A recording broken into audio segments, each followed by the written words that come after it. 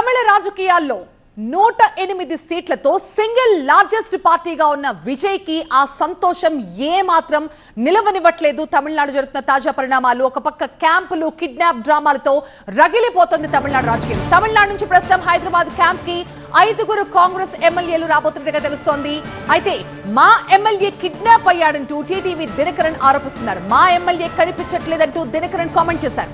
ఇదే విషయంపై గవర్నర్ కి దినకరన్ కంప్లైంట్ కూడా చేశారు. టీవీకే పార్టీ తమ ఎమ్మెల్యేల్ని కొంటోందంటూ ఫిర్యాదు చేశారు. టీవీకే విజయ్ పై చర్యలు తీసుకోవాలంటూ డిమాండ్ చేశారు దినకరన్.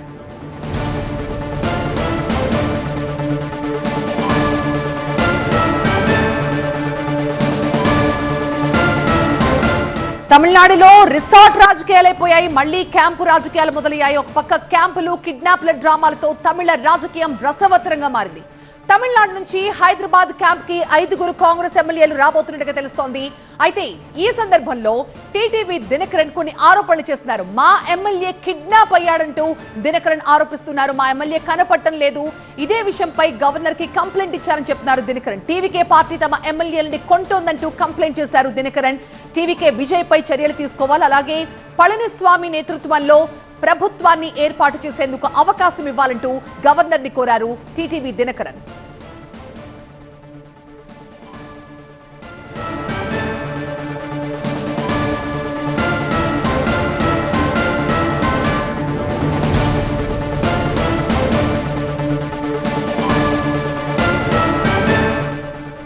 గెలిచాను అన్న సంతోషం లేకుండా అయిపోయింది విజయ్కి ప్రస్తుతం పరిస్థితులు చూస్తూ ఉంటే.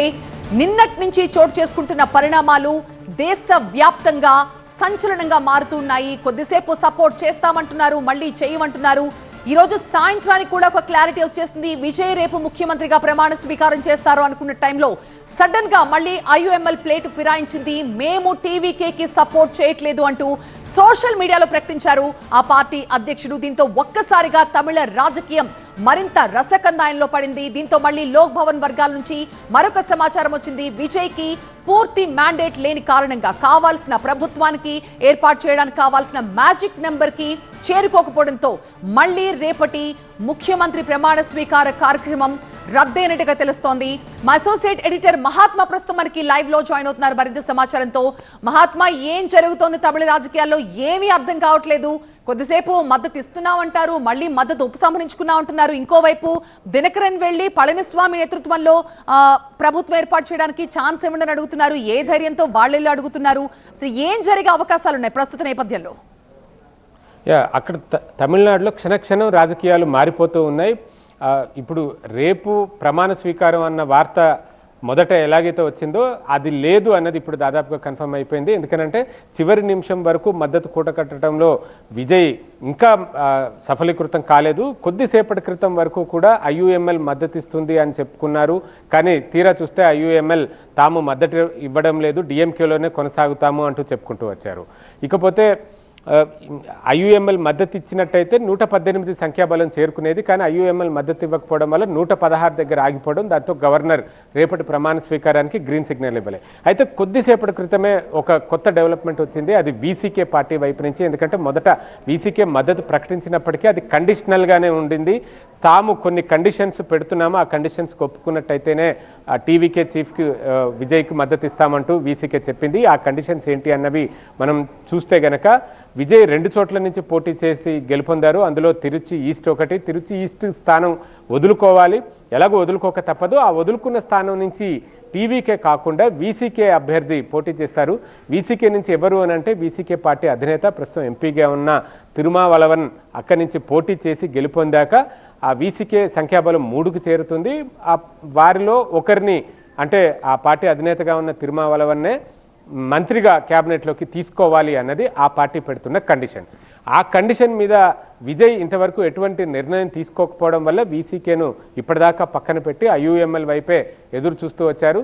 తీరా ఐయుఎంఎల్ చివరి నిమిషంలో ప్లేట్ ఫిరాయించి తాము టీవీకేతో లేము, టీవీకేకి అసలు మద్దతే ప్రకటించలేదు, తాము మొదటి నుంచి డిఎంకేలోనే ఉన్నాము, ప్రగతిశీల లౌకికవాద కూటమి అది, అందులోనే తాము కొనసాగుతామంటూ ఐయుఎంఎల్ చెప్పుకొచ్చింది. ఇక దీంతో గత్యంతరం లేని పరిస్థితుల్లోనే మళ్ళీ విజయ్ వీసీకే తోటి సంప్రదింపులు మొదలుపెట్టారు. వీసీకే కూడా టీవీకేకి మద్దతు ఇస్తున్నాము అంటూ ఒక మెయిల్ కొద్దిసేపటి క్రితమే పంపినట్లుగా ఆ పార్టీ సైతం కొద్దిసేపటి క్రితం అధికారికంగా ప్రకటించింది. దాంతో ఇప్పుడు సంఖ్యాబలం 118కి చేరింది. కానీ అది ఇంకా గవర్నర్ కార్యాలయం. ఇంత అస్థిరంగా ఉన్న ఇలాంటి పార్టీలతో పొత్తు పెట్టుకున్నా కూడా రేపటి రోజున విజయ్ ప్రభుత్వాన్ని ఫామ్ చేసిన తర్వాత కూడా మళ్ళీ వీళ్ళు ఇలాంటి తిరకాసులే పెట్టరని గ్యారంటీ ఏంటి? అప్పుడైనా ప్రభుత్వం నిలుస్తుందన్న గ్యారంటీ ఏంటి? ఎగ్జాక్ట్లీ, ఖచ్చితంగా ఇది ఒక అతుకుల బొంత లాంటి ప్రభుత్వమే ఏర్పాటు కాబోతుంది. అది కూడా ఎంత మేర ఉంటుంది, ఎంతకాలం కొనసాగుతుంది అనేది ఖచ్చితంగా ప్రశ్నార్థకమే. ఎందుకంటే విజయ్కి పూర్తి స్థాయి సంఖ్యాబలం లేదు. ఆ బొటాబొటిగా ప్రభుత్వాన్ని ఏర్పాటు చేయడానికి ఎంతైతే కావాలో మ్యాజిక్ ఫిగర్ ఏదైతే ఉందో అది సాధించడానికే అపసోపాలు పడాల్సి వచ్చింది. ఆ చిన్న రాజకీయ పార్టీలు ఇప్పటిదాకా ముప్పతిప్పలు పెడుతూ వచ్చాయి. కేవలం జాతీయ రాజకీయ పార్టీలు మాత్రమే క్లియర్ కట్ స్టాండ్ తీసుకుని మద్దతిచ్చాయి. అందులో కాంగ్రెస్ 5 సభ్యులు, సిపిఐ 2, సిపిఎం 2, అంటే వీళ్ళు మొత్తం కలిసి 9 మంది సభ్యులు మద్దతు ఇవ్వడంతో ఆ సంఖ్యాబలం 116 వరకు వచ్చి ఆగిపోయింది. కానీ మిగతావన్నీ కూడా స్థానిక రాజకీయ పార్టీలు, ఐయుఎంఎల్ అయినా, వీసీకే అయినా, లేదంటే టీటీవీ దినకరన్ ఆ పార్టీ మద్దతు ఉందని చెప్పుకుంటున్న ఆ పార్టీ అయినా సరే, ఇవన్నీ కూడా స్థానిక రాజకీయ పార్టీలు. వాళ్ళు గడికో తీరున వ్యవహరిస్తున్నారు. ఇప్పుడొక మాట, మరుక్షణంలో ఇంకొక మాట అన్నట్టుగా ఆ పార్టీలు మాట్లాడుతున్నాయి. సో ఈ పరిస్థితుల్లో దినకరన్ సైతం కొన్ని సంచలన వ్యాఖ్యలు చేశారు.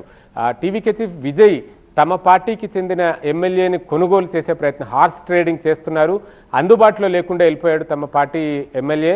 నిజానికి తాము అన్నాడీఎంకే కూటమిలోనే కొనసాగుతున్నాం కాబట్టి అన్నాడీఎంకే నేతృత్వంలోనే ప్రభుత్వం ఏర్పాటు కావాలి, ఎడపడి పళనిస్వామి ముఖ్యమంత్రిగా ఏర్పాటు కాబోయే ప్రభుత్వానికే తమ మద్దతు ఉంటుంది అంటూ దినకరన్ ఒక లేఖను గవర్నర్ కార్యాలయానికి అందించడంతో పాటుగా విజయ్ హార్స్ ట్రేడింగ్కి పాల్పడుతున్నాడు, తమ ఎమ్మెల్యే అందుబాటులో లేకుండా పోయాడు కాబట్టి ఈ అంశం మీద చర్యలు తీసుకోవాలి, విచారణ జరపాలి అంటూ కూడా ఒక కంప్లైంట్ చేసి వచ్చారు. సో ఇవన్నీ చూస్తుంటే పరిణామాలన్నీ కూడా అనుక్షణం మారిపోతూ వస్తున్నాయి. కానీ చిట్ట చివరికి ఆ 118 సంఖ్యాబలానికైతే విజయ్ చేరుకోగలిగాడు. అది కూడా వీసీకే ఇచ్చిన లేఖ ద్వారా. అది టీవీకే కార్యాలయానికి చేరింది తప్ప గవర్నర్ కార్యాలయానికి చేరలేదు. గవర్నర్ దగ్గర అయితే ఇప్పటికీ కూడా 116 నెంబర్ దగ్గర ఆగిపోయింది. ఇప్పుడు వీసీకే ఇచ్చిన మద్దతు లేఖ గవర్నర్ కార్యాలయానికి కూడా చేరి గవర్నర్ ఆ లేఖ పట్ల సాటిస్ఫై అయితే అప్పుడు ప్రభుత్వాన్ని ఏర్పాటు చేయడానికి ఆహ్వానించే అవకాశం ఉంటుంది.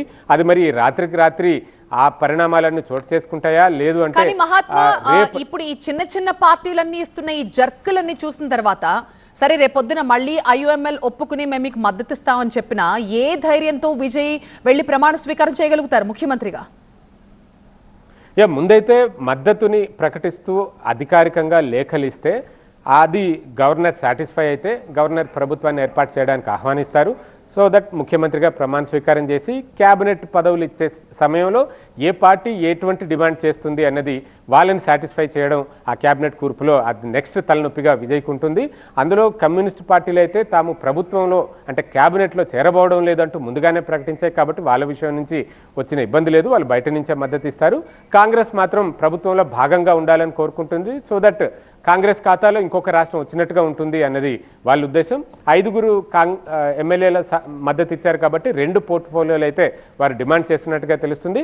ఇప్పుడు వీసీకే డిమాండ్, వీసీకేకి ఒక పోర్ట్ఫోలియో ఖచ్చితంగా ఇవ్వాలి, అది కూడా ఆ పార్టీ అధినేత తిరుమావలవన్ పోటీ చేసి గెలుపొంది అతనికే ఇవ్వాలి అన్నట్టుగా వారు పట్టుబడుతున్నారు. సో వీళ్ళ డిమాండ్స్ అన్నింటినీ కూడా అడ్రస్ చేయడం విజయ్ ముందున్న అతిపెద్ద సవాల్గా మనం చెప్పుకోవచ్చు. వాళ్ళలో మళ్ళీ ఎప్పుడైనా ఏ రకమైన అసంతృప్తి వచ్చినా మద్దతు ఉపసంహరించుకుంటే ప్రభుత్వం కుప్పకూలిపోయే అవకాశం ఉంటుంది. వీటన్నిటికంటే ముందు ఎదుర్కోబోయే సవాలు, ముందు ప్రమాణ స్వీకారం చేసినా సరే ఫ్లోర్ టెస్ట్ అనేది నిర్వహించాల్సి ఉంటుంది. ఫ్లోర్ టెస్ట్ పాస్ అయ్యే సమయానికి అంటే కొంత టైం ఇస్తారు గవర్నర్, ఎలాగూ ప్రమాణ స్వీకారం అయిన తర్వాత ఒక వారం రోజులు 5 రోజులు ఎంతో కొంత సమయం ఇస్తారు. ఆ లోపు ఫ్లోర్ టెస్ట్ జరిగే లోపు పరిణామాలు కూడా మారిపోవచ్చు. అంటే లేఖ రూపంలో ఇప్పుడు మద్దతు ఇచ్చిన పార్టీలు ఫ్లోర్ టెస్ట్ సమయానికి వచ్చేసరికి ప్లేట్ ఫిరాయించినా మళ్ళీ ప్రభుత్వం కుప్పకూలిపోతుంది. ఇదంతా ఒకవైపు అయితే, ఇంకొక వైపు విజయ్కి ప్రత్యామ్నాయంగా ప్రభుత్వాన్ని ఏర్పాటు చేసే ప్రయత్నాలు అంటూ గత 2-3 రోజులుగా కూడా మనం వింటూనే ఉన్నాం. అన్నాడీఎంకే అలాగే డిఎంకే ఈ 2 పార్టీలు కలిసి ప్రభుత్వాన్ని ఏర్పాటు చేస్తాయన్న సంకేతాలు, ఇండికేషన్స్ కూడా ఆ పార్టీ నేతలు ఇచ్చారు.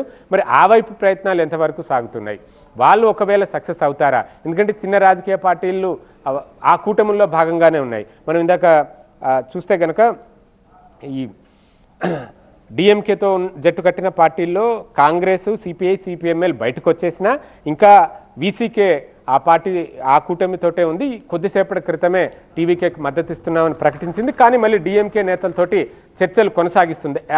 ఎట్ ప్రెజెంట్ ఆ చర్చలు కొనసాగుతున్నాయి. ఐయుఎంఎల్ అయితే తాము ఖరాఖండిగా డిఎంకే తోటే కొనసాగుతున్నామని చెప్పింది. డిఎండికే విషయంలోనూ ఇంకా వాళ్ళు టీవీకేకి మద్దతు ఇస్తున్నామని ఎప్పుడు కూడా ప్రకటించలేదు. కాబట్టి అది డిఎంకే కూటమితోటే కొనసాగుతున్నట్టుగా మనం చెప్పుకోవచ్చు.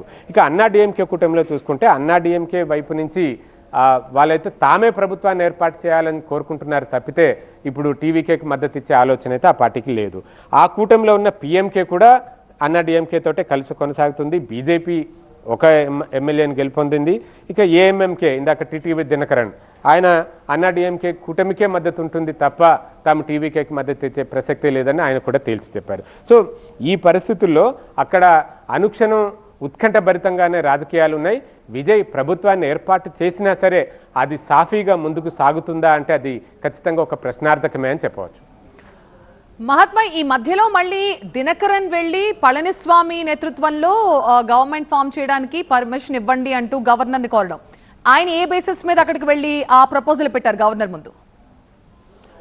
గత 2 రోజులుగా ఇటు డిఎంకే అటు అన్నా డిఎంకే కూటమిలోని నేతలు మాట్లాడిన మాటలు, వారిచ్చిన హింట్ ప్రకారం చూస్తే గనక ఈ 2 పార్టీలు కలిసి అంటే ఆ 2 పార్టీలు వాటిలో కూటమిగా ఉన్న చిన్న పార్టీలు కలిపితే గనక సంఖ్యాబలం 120 వరకు చేరుతుంది అన్నది వాళ్ళ అంచనా.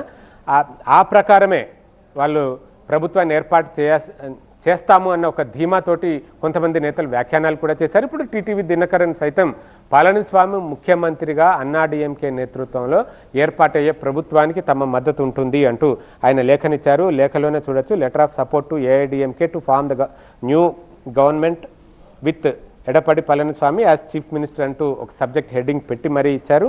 అందులో తమ పార్టీ తరపు నుంచి గెలుపొందిన కామరాజ్ ఆయన మన్నార్గుడి నియోజకవర్గం నుంచి గెలుపొందారు, ఒకే ఒక ఎమ్మెల్యే. ఆ ఎమ్మెల్యే సంతకం కూడా పెట్టాడు, పళనిస్వామి ముఖ్యమంత్రిగా ఏర్పాటే ప్రభుత్వానికే మద్దతు అంటూ ఆయన ఈ లేఖలో ప్రస్తావించారు. ఈ లేఖ వరకు ఇలా ఉంటే ఈ తర్వాత పరిణామాల్లో ఆ ఎమ్మెల్యే ఇప్పుడు కనిపించకుండా పోయాడు, కామరాజ్ కనిపించకుండా పోయాడు. కామరాజ్ తన ఫోన్కి కూడా అందుబాటులో లేడు. అంటే ఇది విజయ్ హార్స్ ట్రేడింగ్ చేసే ప్రయత్నం చేస్తున్నాడు. విజయ్ తనకు ఏఎంఎంకే మద్దతు ఉందని ఆ పార్టీ నేతలు ప్రకటించారు, కానీ నేను ఎప్పుడు మద్దతు ఇవ్వలేదు, ఆ పార్టీ ప్రధాన కార్యదర్శిగా నేనే చెబుతున్నాను అంటూ టీటీవీ దినకరన్ ఇందాక మీడియాతో కూడా మాట్లాడారు. కాబట్టి ఈ దినకరన్ విషయంలో కూడా మనకు ఒక క్లారిటీ వచ్చింది. కానీ ఆ ఎమ్మెల్యే ఇప్పుడు ఎక్కడున్నారు, నిజంగానే హార్స్ ట్రేడింగ్ జరుగుతుందా, ఇదంతా కూడా మనం ఒకవైపు చూడాలి. ఇదంతా ఒకవైపు ఉంటే ఇంకొక బ్రేకింగ్ ఏంటి అంటే కాంగ్రెస్ గెలిచిందే 5 ఎమ్మెల్యేలు. ఆ 5గురిని కాపాడుకునే ప్రయత్నాల్లో భాగంగా వాళ్ళందరినీ చెన్నై నుంచి హుటాహుటిన హైదరాబాద్కి తరలించింది. 5 ఎమ్మెల్యేల క్యాంపు ఇప్పుడు హైదరాబాద్లో ఉంది. హైదరాబాద్లో ఏ స్టార్ హోటల్లో ఉంచారా, ఏ రిసార్ట్లో ఉంచారా అన్నది ఇంకా ఇప్పటికైతే బయటికి రివీల్ కాలేదు. కానీ 5 ఎమ్మెల్యేలని ఏ కూటమి లాక్కుపోకుండా కాపాడుకోవడం కోసమే కాంగ్రెస్ అధికారంలో ఉన్న తెలంగాణకి వాళ్ళందరినీ కూడా ఎయిర్ లిఫ్ట్ చేసి ఇక్కడికి తీసుకొచ్చారన్నది మనం అర్థం చేసుకోవాలి.